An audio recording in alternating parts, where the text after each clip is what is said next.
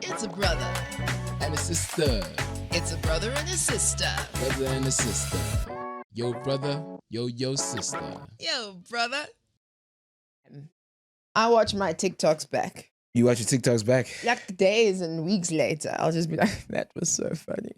Like as soon as I post a TikTok, as soon as I do anything actually, I'm like, I've distanced myself from that thing. Really? Like post the thing, go away from the thing. I read like the first maybe 10 comments because those are like people that follow me usually. Sure. And then everyone else are people that like, you'll find out if they like you or don't like you. And I don't need to know if people like me or don't like me. I don't read a lot of comments. I'm not really interested, which is the thing. What I'm interested in is, what did I say? How did I say it? What was my face doing? I do love watching myself back. Yeah. I do. Hello. I'm about to watch this back. This is a brother and a sister podcast. Khabani Molo is the brother. That is true. And Babi Molo is the sister. Correct. And this is It's a Brother and a Sister podcast. This is it. Yeah. Boom, boom, boom, boom. Tiggy, boom, boom, boom, boom. There's a hyena. Yeah, nah, that was... What are you looking at? They're believing in themselves, man. Huh? How's your week been? It has been weeking. I've got to think. I don't remember. How has my week been? What did I do? I did all the normal stuff. Like work and stuff. Yeah, like there was nothing extraordinary. The daily routines. Yeah. I just haven't been gymming as much as I'd like to. Yeah. Because at the moment, winter is winning. Yeah. I know I always ask you, would I win in a fight between Tiana Taylor and myself? And now I actually just removed that whole argument off the table. Because if winter is trapping me like this, it's done. It's donezo. Winter. Hate that thing. Anyway, but no one wants to talk about weather. This is real life, man. Yeah. This is real-ish. Unadulterated. Yeah. Type shit. Out there. No filters. Yeah, I know. It's How's your week been? I beg your pardon. How's your week been? It's been alright. It's been good. You know, last night I went... Where did I go? Yesterday I went to YFM to do another radio interview. Oh my gosh.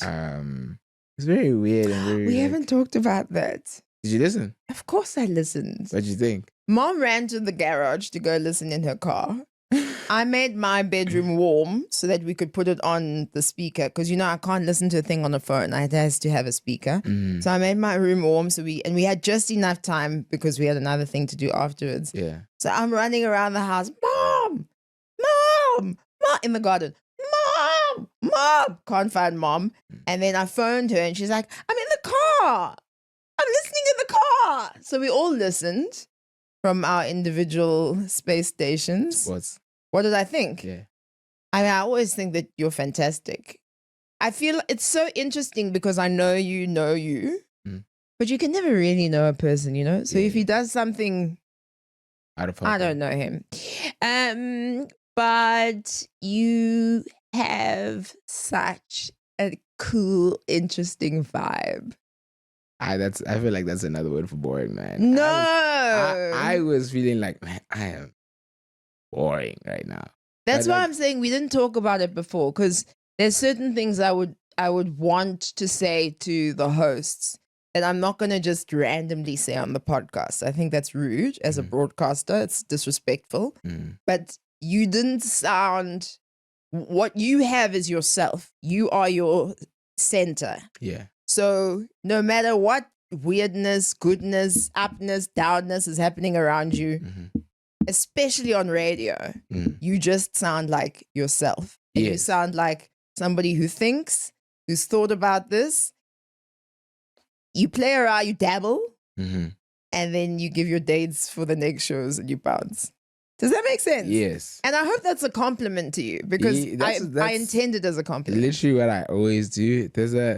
there's a level of like, I don't want to say I don't care, but like there's a level of like, I do what I'm asked, and like I don't want to ever try and overdo something to the point where I'm not myself anymore. Yeah. So there's always that feeling where like I'll start like trying to write like witty comebacks of possible questions and stuff, and then I'm like, but that's not me. That's nothing like me. Like, So I learned that very early on that comics are difficult to interview because what we want as hosts is we want jokes, yes, right? Yes. And the listener wants that too. Yes. But they don't realize that jokes is a job.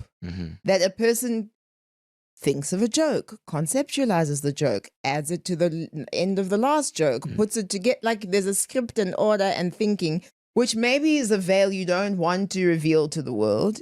They must just think you got up there and you're like, hey, man. How did we get here? I have two Everything sisters. is magical. You know, whatever. And so for that reason, I can't interview you about comedy. So tell me about your comedy journey. Back in 1994, I was once a boy. And I believe that, like, it's always the same story. You see what I'm saying? Yeah, no, I get you. So I'd rather say, did you see Donald Trump's hands at the DOA? I think that's... What do you think of his health? That's one of those things that I'm just like... Let me find that picture. I was just playing around and just having random conversations about, like...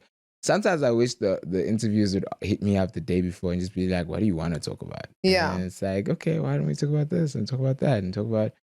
Yeah, but it's okay. I'm not mad. I'm not like disappointed. I was just like, why do I feel so... And then... Where's his hands? Ooh, whose hands? Donald Trump. People were like going anning about his hands. Oh, got you.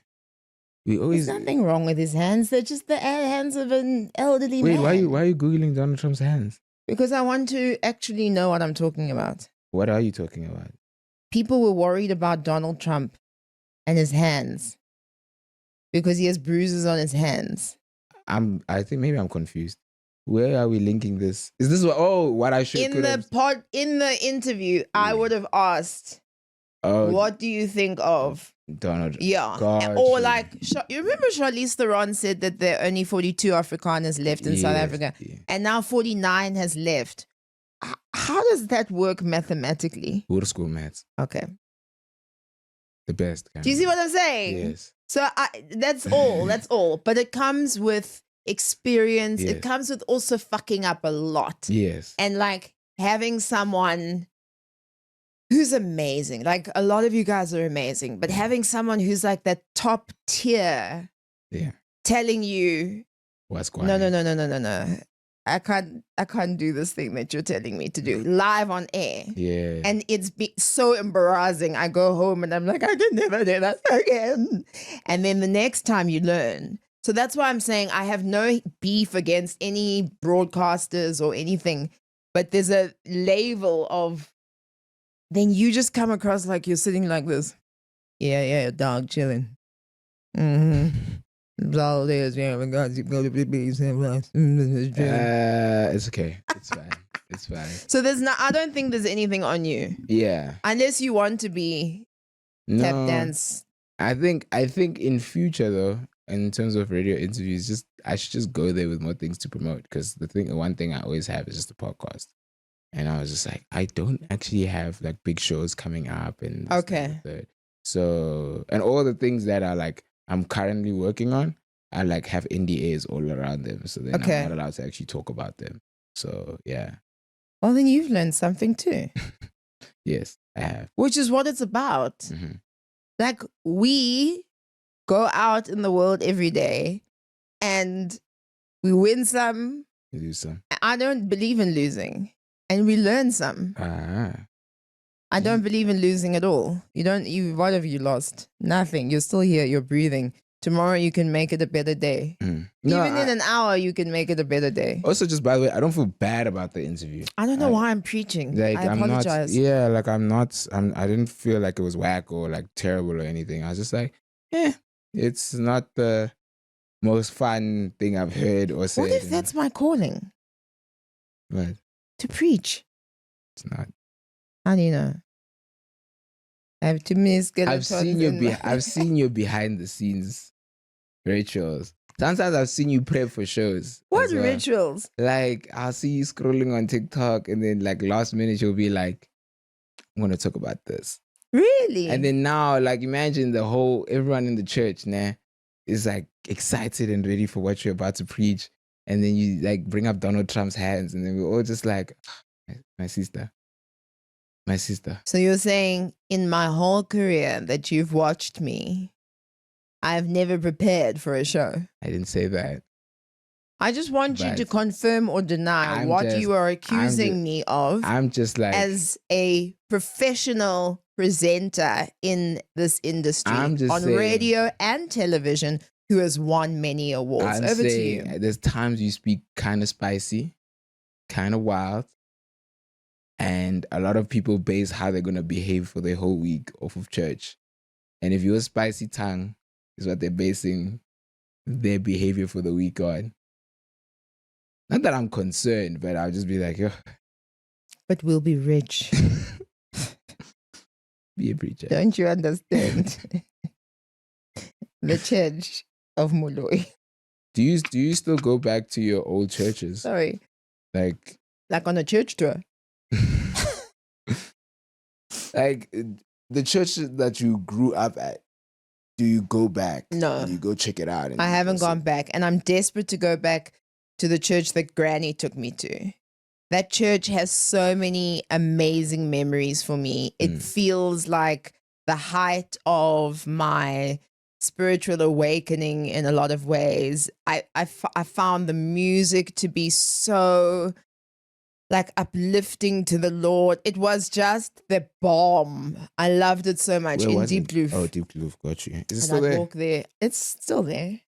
I don't even know what it's called. St. Mary's, St. Ban. But that was bomb. And then I loved Grandpa's church as well, but it was less bomb. Which one? He went to Presbyterian. Oh, the one I used to go to. You've been there. The one with all the white people. Well, yes. That one. Yeah. I never went there as a kid. Oh, okay. We still lived in Soweto as a kid. Yeah, I know. That church is...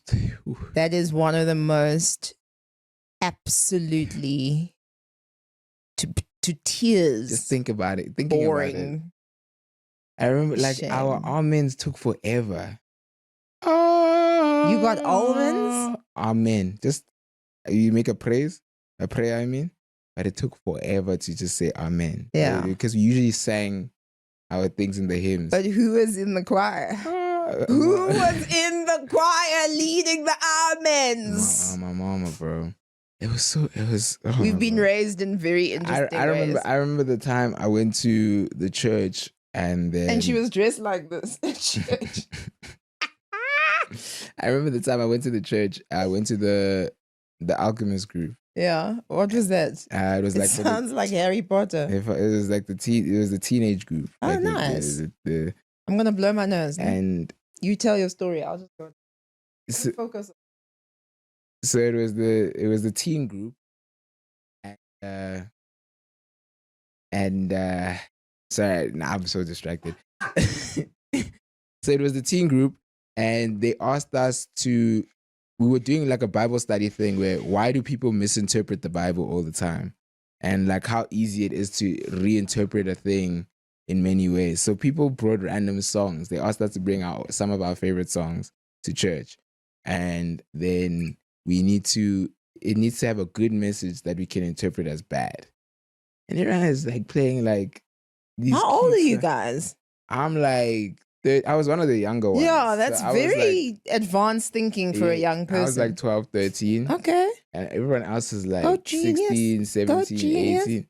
Oh, genius. Dude, I just remember coming through and people are playing like Imagine Dragons and like radioactive. I just come through and I play Monster by Kanye West.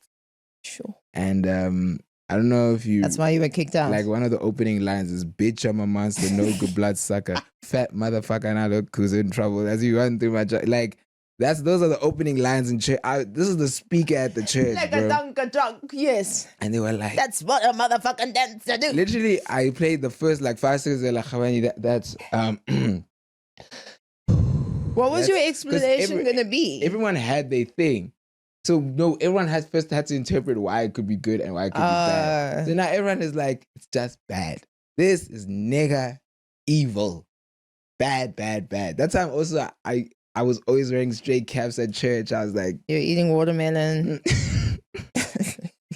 One bigger fried chicken in this hand. One slice of lemon in this hand. You know, I'm mixing the Kool-Aid mixing the Kool-Aid with my foot. Like, it was a whole...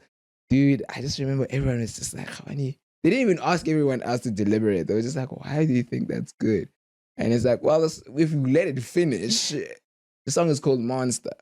And the one interpretation is, yeah, cool, they're monsters and they're terrible people. But the other one is they're monsters of their industry in the sense that, like, they're the biggest and they've gotten to the point of the pinnacle of where, like, no one can compete with them, you know, because they've worked so hard. So that's why they're... And then they were just like, yeah, nah, next time, just... I like your thinking. I liked it too. Apparently, that's not for the Presbyterian I church. Never went to... So maybe I'll try this again at St. Mary's when we... Or Alchemy. No, whatever church Granny used to take you. Maybe they'll appreciate my... Our church now is really fun. And it's an hour in and out. And... you just have to listen and remember. The only thing with Catholicism is that it's like hip hop. You have to remember the words. Oof. That's the only thing. And sometimes I lose the words, but I'm getting back. This is maybe week 5, 6. I'm getting back into the groove. Slowly but surely. You put up a post the other day and you said one day our children are going to think that the great philosophers of the olden days, the Nietzsches, and you mentioned a few others, Aristotle, you know,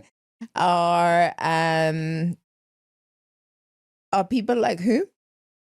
Do you remember the example you used? Our ones, when I'm thinking about like some of the biggest voices right now for the youth, about Mfana Touchline and Tony Daimani.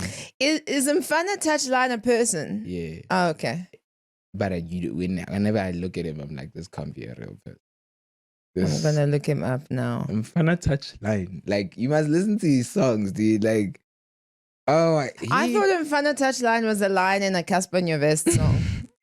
You know, when he talks about Mampokisi, what girlfriend, what a China. That song. I have no idea which song that is. That sounds like...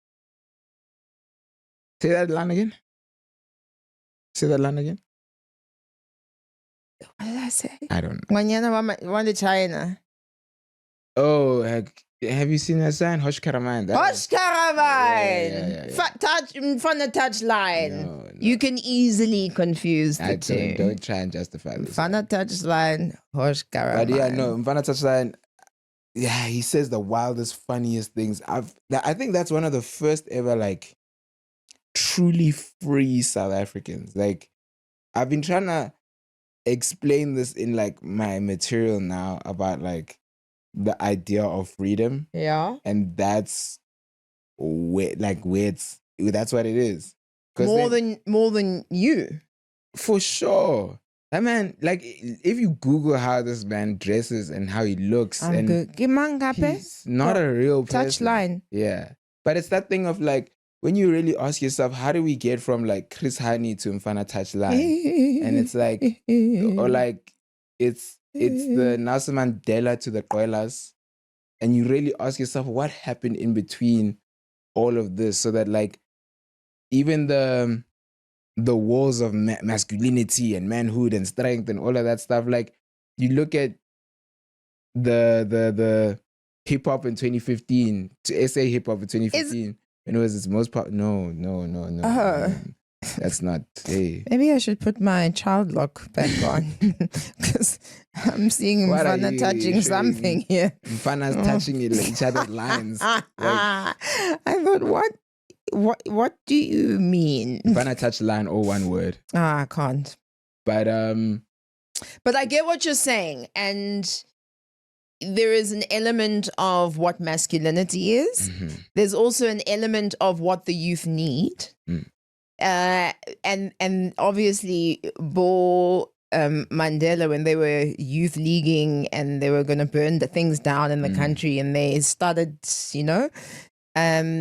because that they were always told it was like a peaceful mission. We're going to get through this peacefully, and negotiations. And Bo Mandela were like the jujus and whatever of the day who were like, this isn't working. We need to do something much more explosive. Yes. And so they started doing that. And the reason why I'm saying that is that because that's what the country needed at the time. Yes. And that's what youthfulness gives you. Yes. Right? You can do anything, be anything, say anything, touch anything. And so now, what is the mission of the young people today?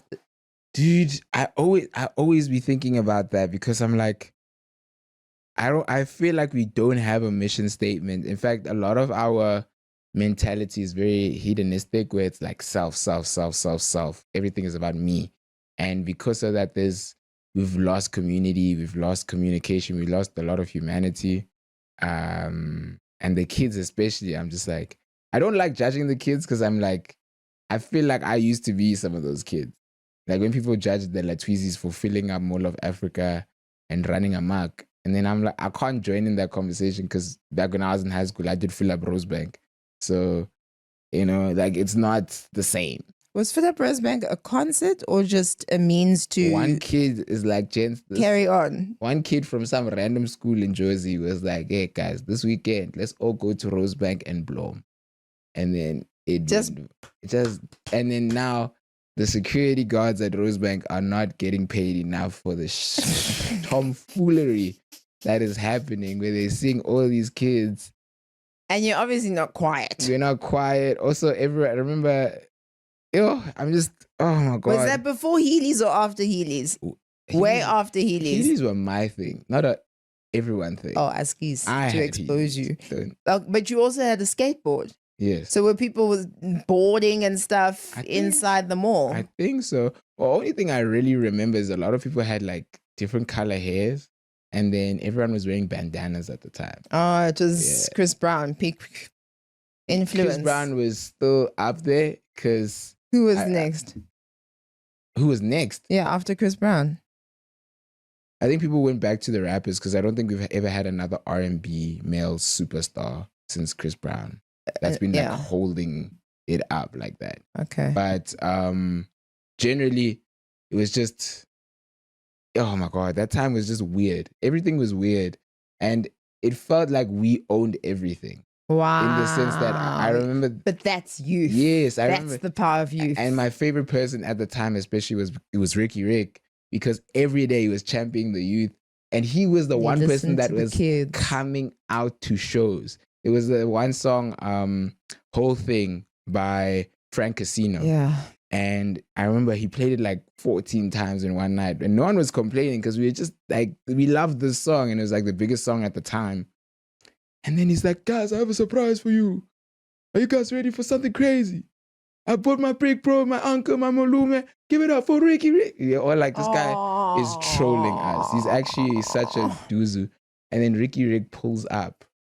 He actually pulls up, and then he starts performing some of these songs from his catalog, hyping his show. From then on, we were sold. Cotton Fest, we're there. Everything, we're there. If you show up for us, this 100 show that we didn't even know you were gonna come to. Like, so anyway. Ricky's the best. Ricky's an angel in the sky. And then one show later again, Frank does it again, brings out Ricky. We're all surprised. And then Ricky's like, I got an extra surprise for you. And he brings out Casper Nyovest. Jesus. Again, 100 show. Posh Caramine. And this is like Casper when he's already superstar. Past Gusheshe. He's on Raga Raga. That's the biggest song in the country. Yes. And then we're just like, I hope he brought them all out. That would have been amazing. I don't think he brought them all out. I could be wrong. Yeah. But I think I was just like, still like, am I seeing what I'm seeing? And I remember just Casper came, he did that one song and left.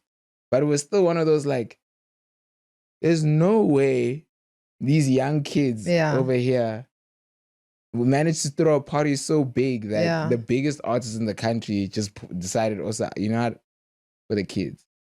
For the kids, bruh. Oh, like, my heart. Oh, my days. My heart. We all do this for the kids, man. I think that's so beautiful. So the I point really... is Mbana Touchline is amazing. Eh? The point is Mbana Touchline is amazing. Yes. And it's for the kids. And I get it. I totally get it. I was thinking about then who the biggest philosophers are going to be and what the biggest philosophies are going to be. Oh, in the future. Yeah. Like, is there an Mfana touchline you think if you just wrote it enough times, people would be like, yeah, well, that is the truth, the way and the light. Yes. Yeah. There'll be a lot of Jay-Z quotes. Okay. That will be written on walls and you know, they will be documented as set in stone philosophy at Kendrick for sure. Yeah.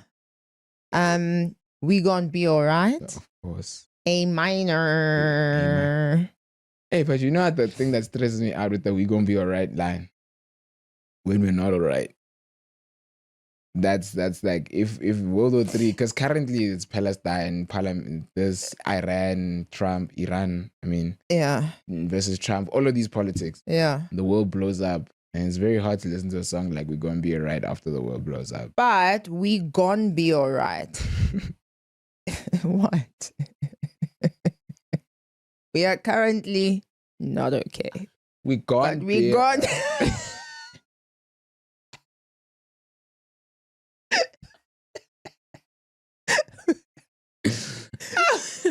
We gone. We're gonna be. We're gonna be all right. We're gonna be right. We're gonna be right, man. We're gonna be all right. I don't know why that made us laugh so much. God. We're gonna be all right. Okay, so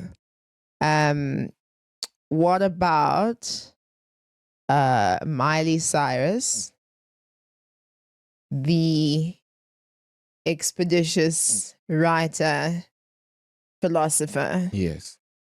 A motivational speaker. Yes. Saying to us all, I came in like a wrecking.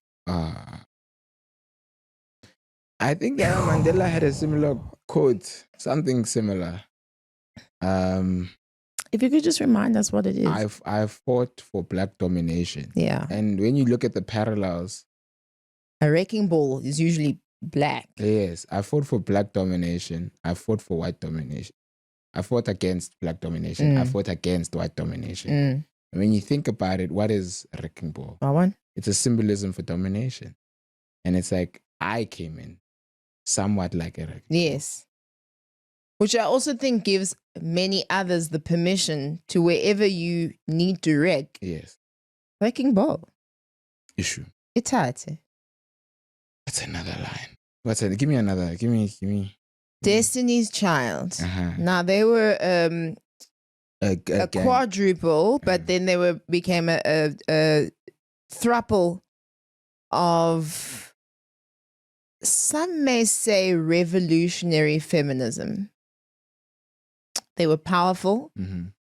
They were also very interested in the environment because they wore clothes that Beyonce, one of the members, the mother made the clothes. So they didn't go shop for clothes. So that was also like a really powerful statement about climate change. Oof. So these were powerful women. And they said, I'm a survivor. Yes. I am not gonna give up. I am not gonna stop. I am gonna work harder. If you just read those lyrics and didn't tell me who said them, and you said, the only clue you gave me was it was a feminist. Yeah. I could easily have guessed Joan of Arc. Easily. I'm still very confused that that isn't Joan of Arc. Yeah. Well, she was burnt at the stake way, way before. I mean, there were many problems. You know, but I mean, we do have. But to go from the times of Joan of Arc, where if even your eye twitched and you were a woman and they called you a witch, to go to the times of Destiny's Child, 2001, and they're pretty much wearing foliage coming out of the ocean. Foliage, difate, trees, leaves, shows how far we've come as philosophers and come a long way. People who work with foliage. I'm not afraid to take a stand. Everybody, come take my hand. Yo, I know that one. I know that one. Can I give you some options? I know that one, yeah. Was it A, Martin Luther King? Oh, flip. I know that one. Was it B, Steve Biko? Was it C, Mahatma Gandhi? I'll read it to you again. You have to give me a D, otherwise I'm not afraid to take a stand. Everybody come take my hand. I think, you see, Mahatma is a bit of a challenging one because there's allegations there. So whose hand would he take? Whose hand wouldn't he take? Would the hand be of age? Yes. Yeah. Oh, who's the second one you said? Steve Biko. And there's no option D. You know, it surprised me. Because I've heard this before. Yeah. And I've heard it repurposed in an African context, but it doesn't come from Africa. Okay. Or from a black. Okay. Okay. But he grew up like a black. Okay. In the heart of Detroit. Issue. Where there was lots of bullets, bandits, bandanas. I think it might be the incredible,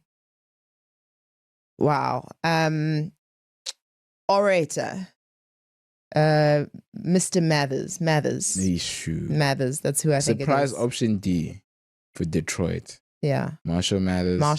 Also known as Eminem, but that's just the alias. It's like a Malcolm X type thing. Exactly. Yeah.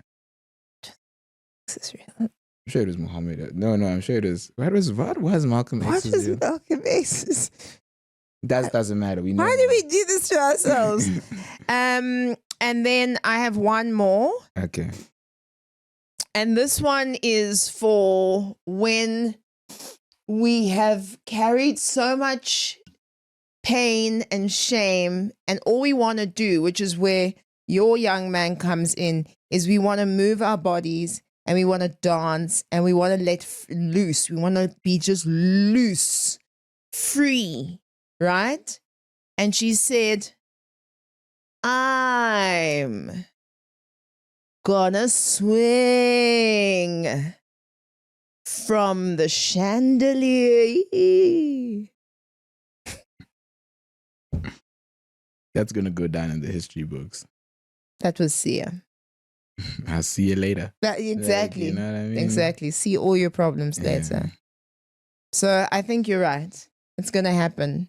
And I'm excited, hopefully, to be here for it. There is going to be a point where, like, I do think in South African history, people like not Cyril Ramaphosa, Siya Kolisi are going to be mentioned in like our history textbooks more than But I don't know anything that he's ever said. Siya Kolisi? Said, Ref, that's not fair. And when you think about it, how far off is that from some of the things Mandela said? Equality, freedom, you know what I mean? Tell me what he said. Oh, Ref, it's not fair, man. Oh. Why are you? I want to play rugby. I'm being silly. We're being very silly. I don't think he speaks like that. I think he has his proper East. Yeah, I know. Eastern Cape accent still. Strong. How do you get? This is a weird question. Like, if you have your whole primary school, preschool, whatever, and Wabua or like Niateta, whatever it is, and then you go to one of these schools, Block. Brother. Flip, it's hectic. Vilaka. Yeah. Vilaka. My name's Tolani, but you can call me X. You know? And then, so you go there when you're 12 or 13. Yeah. How does your whole scope of how you speak change? Like, you'll speak English, I get that, but like, how do you become this guy? You go with the times, bro. Like, it's also one of those accents that, like, I feel like it's so easy to make fun of. I feel like people don't understand. Do you think maybe it doesn't exist? We're just hyping it. Can I be honest? No, please lie. Okay. So. No, yes, be honest. The original first blacks to go into private schools, mixed race schools, a lot of the time you learn through mimicry. Okay. It's a mockery sometimes. Where it's that thing of like, they just saw the white guys talking like that. And they're like, I was a beauty. Well, nice to meet you. My name's Shannon. I like this. And, and then the black guys are like, yo, you see me, I'm Shannon. And then they kept and trying then assimilate. And then it slowly. That's interesting. And then they slowly became what they are now, where it's like, how's it, X? My name's Lirato, but y'all can just call me Lee. Like, and then you can call me Lee. That's awful. I know. As a parent, I would cry every day. But it's that whole thing where it's like it's the mockery of like your dad's in management and there's something off there. So you're trying to get closer to your white counterparts where they've been saying management the entire time, and then it becomes management in the between. And then that's where you come. I love how you see. This is why I love how you think. And then a generation. I would never have thought of that. And then a generation of kids think that's the staple. Yeah. Management. Because a lot of the kids who were like first timers, first blacks, first whatever, first matriculant of black descent, first whatever, I don't feel a lot of them speak that way. I feel a lot of them speak in a polished English way, which is also not like the way we speak. Yes. But it's more. But it's not. It's not their accent. No, it's not. Yes, man. Like. You wanna rock? Flip. You wanna rock? Funky shoulder. Yeah. It's not that. And there's nothing wrong with that. I'm just curious about it. I'm done being curious. A lot of people think you have that accent. This is why I'm confused. Because I can hear that accent. I think everyone thinks there's levels to it. Because some people think I have that accent. And I'm just like, my brother. I don't. So it's what? But it just depends who you're asking. There's always someone one level of less white assimilation to tell you have that accent. Yeah, I'm so glad I'm not doing that. There's some guy that only speaks Zulu that's talking to a guy that only speaks Zulu. Yes. Telling him, why do you sound so white? So it's like... And that is a perfect example because apparently it is like that. Especially the isiZulu language is so nuanced and so deep that I will not be able to give examples, but like umnyango, the door, will have a pure Zulu word for it, and they can tell that you're an outsider because you use that word instead. Yes. So you're right. You're absolutely right. You're absolutely right. Yeah, so it's tough, that thing. Do you ever think about going back to your school? Like just to visit? What for? For vibes. There were no vibes at that school. I had a friend recently told me he went back to my old primary school. Yeah. Yeah, why? Like, he was like, just to, visit, say hi to the old teachers. And I was just like, why? Like, were they excited when you were there? Did they miss you? Like, why? Like, Did they even notice? Yeah, like, why? you came back. Also, since primary school, I'm pretty sure it's been, it's more than 10 years for sure, for me, where it's like, do they even remember you? What if it's a completely different staff that's there now? And now you're going there like, hey, how's it? Miss you guys. And then like, this random man is at a primary school. This is suspicious, this one. Okay, let me think about it. I went back to music school years after just to say hello to everybody. And a lot of the staff was still there. And then like one or two are now my friends as people rather than as lecturers. So that was nice. I took my child to my former school for his formative years. And that school has changed so much. Like it's changed. It's done two things. It stayed stagnant in very specific ways. And then it's changed in drastic ways. And I was like, none of these activities match me right now. There was one specific incident that happened and I reported them. And then like, I'm just happy now.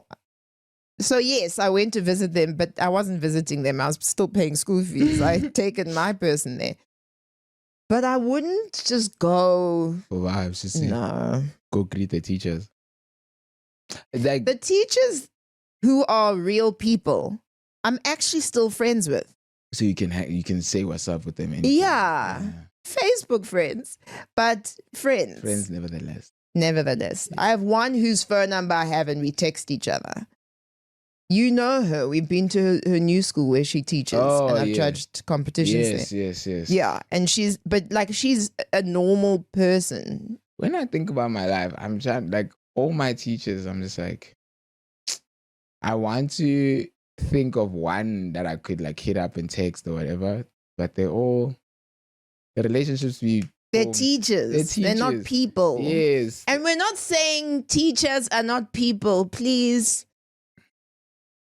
don't do we're saying it all. That's not they are people. Listen. We are not saying that. I'm saying that. Who also played the piano at church is a teacher. Do you know that? And that one there. They studied teaching. And they taught. We as the Brother and Sister podcast will never say that. Khabani Mulo is saying that. I'm saying teachers are something else. No, man. Teachers are people, but they have to uphold the teacher's teachation.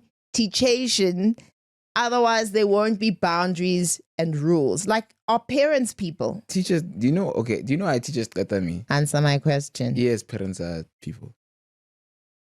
The reason why teachers cut me is because it's like, bro, sometimes a teacher, you ever think about the teacher that had that one kid that they did not like? As soon as they walk into the class, the teacher's just like, ugh, and is just upset that kid is there. And it's like, bro, you're like a 30-something-year-old man having beef with a 14-year-old. Like, you just can't be real. You cannot be a real person right now. Like, just chill. That's the one thing that always just made me go. But I think what it is now that I've had some life experience and I've had people in management do things like that to me. Yes. And we're in our 40s. Yes. Is that is a person. That's just how that person is. That is an assholic individual. Assholic, yeah. So they are people. They're just not lekker people. Maybe that's what we must say. Lekker. Yeah. Nice. Nah. Most teachers are cool, but sometimes I'm just I feel for teachers. I feel for teachers every single day. This thing that we heard now. Yesterday I was reading about AI has now been used to create false pornography, which in schools, the way you looked shocked was like we're on Kiddie. What? I'm sorry. Yeah. Let me start again. AI is now being used in schools to create AI pornography. Yeah. That's how you hurt your first set of teeth, just by the way. But then this is serious, bullying kids. So they'll take your face. Of the other kid. Sorry, yeah, they make your face? They'll take your face. Okay. Because we post everywhere. Yes. So they'll take your face off of your Instagram or whatever, and they'll AI it onto pornographic material. And then they'll circulate that around the school. No. And you see how schools, everyone knows someone from another. Yo, dog, did you see this? Yeah, she sits behind me in maths. Yo, dog, did you see this? I'm going to send it to my cousin who's in Bloom. Hey, dog, did you see? And then it's wildfire. And then she's bullied like that. I'm sure it happens to boys as well. So don't come at us with that either. But I'm sure it happens to boys as well. But yeah, the stories I've been reading are about girls having this happen. So teachers have to deal with so much because now they are Robocops. They have to take away your devices. They have to teach you how to use AI, but teach you how to have morals in AI. Like, it's a lot. It's a lot out there. Oh, that's terrible. Isn't that hectic? Oh my God, that's so messed up. That is so messed up. And you know how sensitive and like everything matters? Yeah. In that age. In high school, in that age? Yeah. Like to be AI like that. Yeah. Is just imagine what that does to a kid's psyche. Yeah. That's rough. That's rough stuff. So please be very, very, very, very careful. The expert I spoke to said, don't post anything else on social media. Just don't post. Just be a ghost. Don't post. Which I know is not really possible, but I think also as parents, we've got to teach our kids not to be shitheads. Like, surely but like, this is a character thing. Yeah, no, I realize this world generally lacks empathy. Yeah. Because I've always been the type of person that's like, it doesn't matter if a person is famous or not. You justifying being cruel to people. Actually, you're not.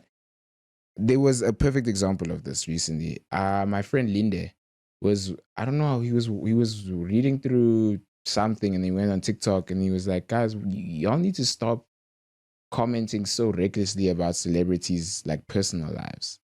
Like they're not trying to, their personal lives are not for you to just like destroy and, you know, talk shit about and whatever. And then the first comment there was, actually it is, because if their lives are on public display, then they signed up for this kind of rhetoric and this, that, and the third. And I was just like, I hate that narrative so much, because then I actually wrote down what I would have said. I'm ready for it. I wrote down what I would have said, and then I Don't say then you deleted it, because this isn't your homework. You're not going to get into trouble. No, I wrote it down on TikTok. Like I was going to reply to that comment. Okay. And then I remembered that like it's TikTok. Yeah. So like this, it doesn't matter, you know. But then I like what I said. So I saved it and then I just put it in my notes. Tell us. I said, please don't ever condone being cruel. The excuse of social media is a bad place is ridiculous. Social media is a platform that people use to be bad. You're a grown up. Stop condoning bad behavior. If you think people deserve to be treated badly because they're well known, you've lost your empathy. We all have our slip ups, but being cruel isn't cool ever. That's like, beautiful. And it's just like, I know it's being cruel isn't cool. From the depths of Africa, that is the philosopher Khabane Moloi. Stay in school, kids, unless there's AI porn. Then it's just, it's true. That school needs to, like, all those kids that did that need to be shut down immediately. Yeah, they need to be removed from the school. It's really, really bad. You know, but also, that also makes me think, you've seen Catch Me If You Can, eh? The film? Yeah. With Leonardo I don't date anyone older than 25. I think he broke the rule recently. Oh, she was 26. Well done, Leo. Some progress happening. Well slowly done. But surely. Yeah. You know. But what you said is so factual. That Catch Me If You Can movie, right? Yeah. At the end of the movie, this man that's been juttering the cops this entire movie gets hired by the cops to start working on catching other people that try and jutter the cops because he's the best at it. Yeah. So he can see what a fake check looks like immediately because no one fakes checks better than him. And it's one of those things where like AI is a very powerful tool. It's a very important tool. And like when you hear something like a story like this, messed up, terrible, all those kids should be punished.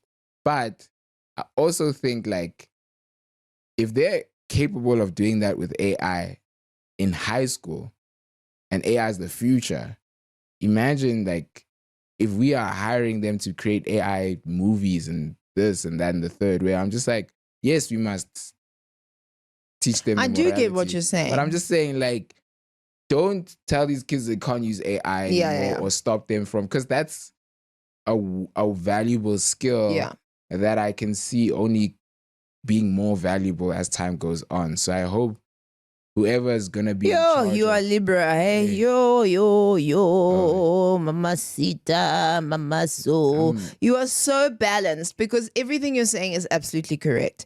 It is the future. They must get so native and affair with it that it's as easy as just speaking. But at the same time, there's got to be that philosophical, empathetic, moral compass that holds up the other side that, you know, will make sure that it's not used by bad players. Yeah. You're so right. You must write some things down somewhere because we want to quote you. Me, I want to tell my grandchildren I'm no Mfana touchline. This is a guy. But yeah, no, that AI thing is because a couple years ago I saw it was trending on Twitter that they did that with Taylor Swift. And she's like, it's terrible. It's terrible. But everyone was saying, yeah, but she's famous, so it doesn't matter. Yeah. And it's like, but so I just want to say one thing. There is cruelty in the world. Yes. There are people whose lives mentally, in their living spaces, whatever it is, are really ugly. Yes. Like terrible things have happened to them. And they don't have a skill set of how to heal themselves and move on in the world, or the wherewithal to think hurt people, right? Yeah. They don't have that. And maybe they're in a community that encourages, because we were so hurt, let's hurt other people, right? So there's that group of people. And then, honestly speaking, I think there are a group of people who are actually just psychopaths, who literally enjoy the feeling of hurting people, who are masochistic, who love that shit. And then I think there are other people who are just dumb, who seriously are just dumb and think that, and don't think. Like they just don't think. And that's going to be in real life. Because that boy who made the 14-year-old girl AI porn, I'm sure he's not like, I'm going to ruin her life. I think maybe he just thought this might be a funny thing to do, which is dumb. That's fucked. Do you get what I'm saying? Yeah. So they're those types of people. Maybe they're more categories. But for me, I see that in real life. I see that when you go to varsity. I see that in the workplace. I see that then obviously it's going to happen online as well. So just, you know, if you're going to answer, if you're going to be involved, if you're going to get swept up by it, just remember, are you dealing with a person who hasn't dealt with their own hurt? So nothing you say to them is going to come through. Yeah. It's stuck. They're stuck here. Or, sorry, that was hurt. So hard, dude. I felt that way. And then there are the people who just simply enjoy hurting other people. Yeah. Nothing's going to penetrate. And then there are the stupid people like me who just hit myself twice in the head. But they're the stupid people who don't think, full stop, who just don't think. Never mind about others, but they just don't think. They're not clocking it that we're standing on business right now. Yeah. They're not clocking it. I feel so sorry for that little boy. I feel so sorry for him. That was another Justin Bieber. I feel so sorry for him. And it happens inside the industry. It happens from the paparazzi. Then it happens from people who are like, look at him. He looks like he's on lean. Okay, that whole scene. So it looks like he's on lean. So he's leaning, okay? He's going. And then Scissor, because what? She's around so many people who's on lean. She goes, oh, he's doing the lean. And then she pushes him up gently to preserve his respectability. Because you can always count on a sister to help a brother out. Yo, langbora. Sorry, my Langbora. But I just say, the reason I keep bringing up the famous thing of like when people like say like it's justifiable to be mean to celebrities. And I'm worried about that because then it's like that kind of behavior, if it's justified and the parents are doing that to whatever famous celebrity, and the kids are also doing that to the popular girl at school. But do you see what I'm saying? Yeah, the kids are definitely doing that kind of nonsense to the popular girl. It's a character thing, and you can't teach that without being that. Yeah. You've got to be that so that your children can see you be better, be on time, be better, not speak negative. Like, your kids have got to see character at home modeled. Yeah. If they don't, they're going to be just as much of a cuck as you are. And I feel for them. Yeah. Because then they have to socialize with us. Ish. Oh, God. Just keep them with you then forever. You know, like if you're going to raise a mat, put a leash on it. Put it in a cage. Just because now it's going to bite the other kids. And then now we must. And they've all been vaccinated. And you know, like they don't have fleas. And they're clean. We've taken time to clean them. Now you're little... Doggy dog. Snoop. You're Fluffy. Fluffy. He's busy here. My last quote from a modern philosopher is when you are at the end of your podcast named It's a Brother and a Sister with the brother Khabane Moloi. That's me. Stand-up comedian Khabane_TV. That's true. Babi Moloi. She does a lot of things. Issue. When you're ending that podcast, the great Snoop Dogg said, drop it like it's hot. There you go. I thought it was going to... Yes, that was very thug life. Thank you. You're welcome. That's the end of the podcast. Bye-bye. Oh.